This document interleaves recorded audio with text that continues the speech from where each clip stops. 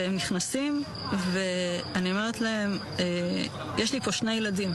הדבר הראשון שאני אומרת להם, בעברית? לא, באנגלית. הם מסתכלים ואז אחד אומר לי באנגלית, אל תדאגי, אני מוסלמי, אנחנו לא נפגע בכם.